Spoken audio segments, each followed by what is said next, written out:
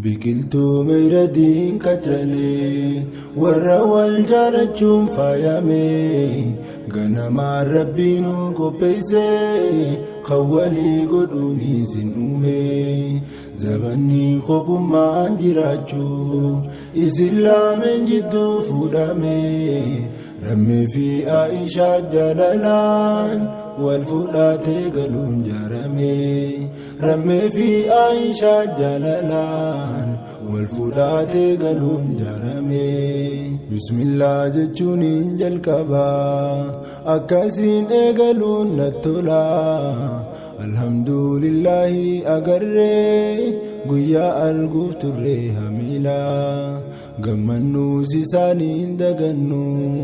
jenna salaamullahi alaa ergamaa rabbii koo jaalallee bareedaa sanka ija kuulaa baga gammaddanii sillachuu waliin arguuf guyyaa jaalalaa duniyaa keessattis buhaaruuf wal fuudhuun keessarraa sammaalaa waan isin lamaan booda hafee wal qabaachuu keessantu caalaa warqii urjii lafarra yaatu wal fakkaattu haalaaf amalaan warqii urjii lafarra yaatu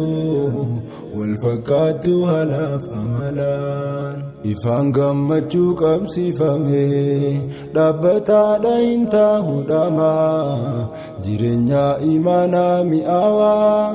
soorataa jaalalaa dandamaa sadarkaa gaa'ilaa dhaqqabuun ulaagaan keessan barguutamaa walitti hidhamuun keessanii fuulduraaf yoomuu jijjiiramaa marfeen jaalalaa mirkaansitu hoggayyuu rammeedhaaf kennamaa Dr. Aishaarraa fudhatee hin qabu laala dabbaramaa mallaa dhungorraa dagataamte tan namaaf hin godhin hayyamaa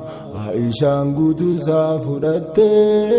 dhungatti galgala ganamaa Aishaan guutuusaa fudhattee dhungatti galgala ganamaa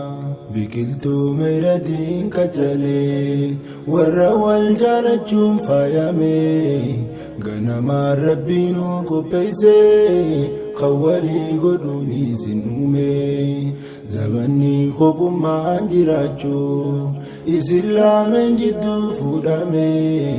rammee fi Aishaa jaalalaan wal fuudhatee galuun jaarame rammee fi Aishaa jaalalaan wal fuudhatee galuun jaarame gammachuu bareedduu jaalalaa eegaa turtan guyyaa yoom dhufaa isinii wajjin qooddachuudhaaf hirmaannee aalii ollaa cufaan galaanni jaalalaa qulqulluun burqaan injitu itti fufaa qoflaa taphachaanuuf buhaaraa deemaa fuuldurri keessan kufaa qoflaa taphachaanuuf buhaaraa deemaa fuuldurri keessan kufaa jaalallee qaamaaf qalbiin tolee tan ammaa ol mul'attu lafaa isinirra haa qabu rabbiin budaa jinnii fi insi cufaa daraa bubbeen futee haa godhu nama isin jibbuu hin hafaa imaamaa biyyaanuu fargadhaa ilma akka Abuu Haniifaa imaamaa biyyaanuu fargadhaa ilma akka Abuu Haniifaa rammeen jaalala Aishaasaa fuudhee galfatuudhaan ibsataa duraanuu hanga guyyaa har'aa isumaaf turte ol guddataa iddoo dhaalota isi argee bareedduu tondisuu ashiitaa fuudhee haadhaaf abbaa sibiraa je'ee naatu wajjin jiraataa walirra yaati uumasaanii rabbii waaniif fakkeesse akkaataa haalaa fi amalli jaalalaa kan saanii lachuu wal fakkaataa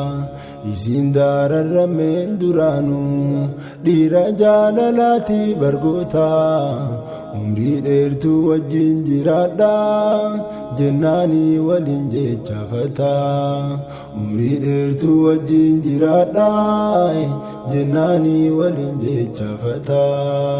biqiltuu meeradiin kacalee warra wal jaalachuun faayame ganamaan rabbiinu qopheesse khawwalii godhuun isin uume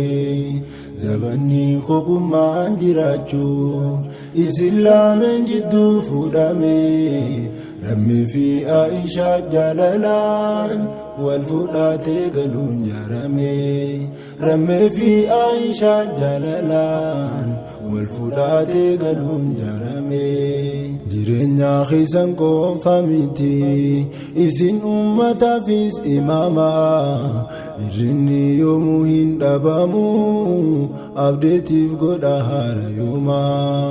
manni keessa yoomuu haa ta'u mana quufaa fi misooma haalli isin wajjin warsimu daranuu haa ta'u guutama aniif kee haa dhufu hangasu ummuu haaniif kee gammachiisi yaa rabbi ilmaan abbaa caalu jidduu isaaniitti argamsiisi sadarkaa qabeenyaa fi fayyaa guutuudhaa wajjin jiraachisi atuuni beeytaa waasiniimu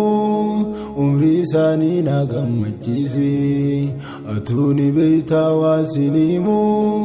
umrii isaanii wajjin dheereysi atuuni beeytaa waasiniimu umrii isaanii wajjin dheereysi biqiltuu meeradiin kacalee warra wal jaalachuun faayame ganamaan rabbiinu qopheesse khawwalii godhuun isin uume zabanni kopummaan jiraachuu islaameen jidduu fuudhame rammii fi Aishaa jaalalaan wal fuudhatee galuun jaarame rammii fi Aishaa jaalalaan wal fuudhatee galuun